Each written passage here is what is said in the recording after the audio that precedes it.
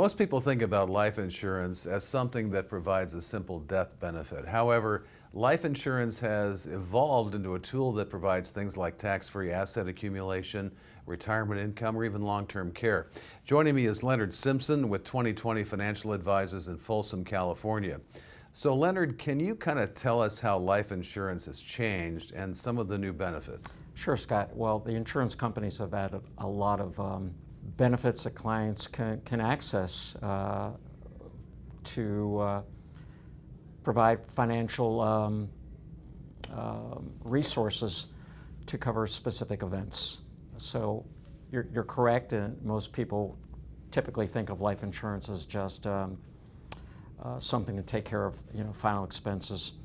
But today we're seeing such an evolution of products, and it really is driven more by societal needs. The boomer generation. We're seeing products, riders today that provide, for instance,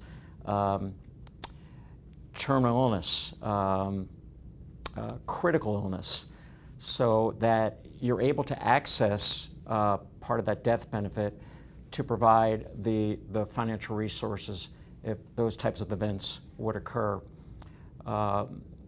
Some of these riders almost mirror what a long-term care policy would be.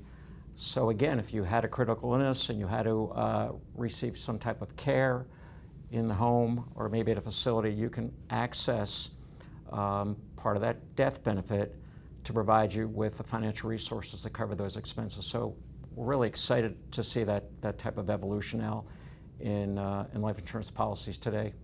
Now talk about how someone can create tax-free income.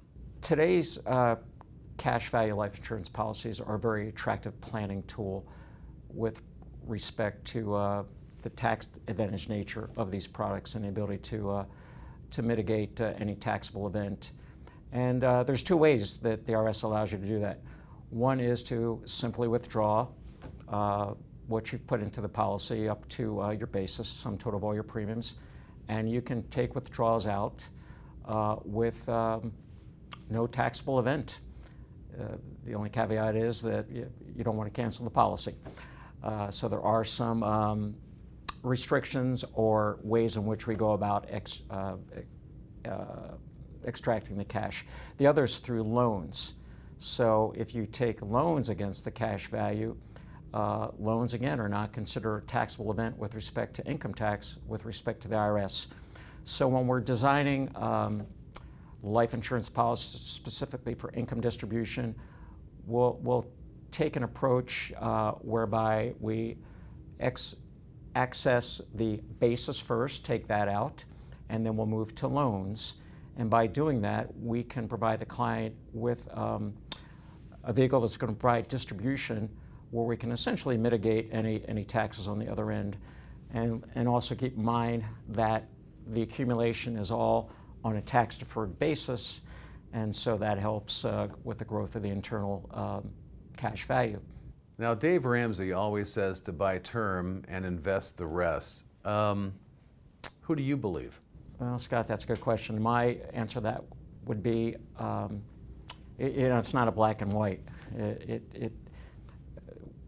Is term insurance appropriate for someone? Well, it really depends, or what type of insurance would be appropriate for someone depends on really what their financial situation, their goals, and how long they want to own that insurance. That's Leonard Simpson in Folsom, California, and this is Retirement News Online.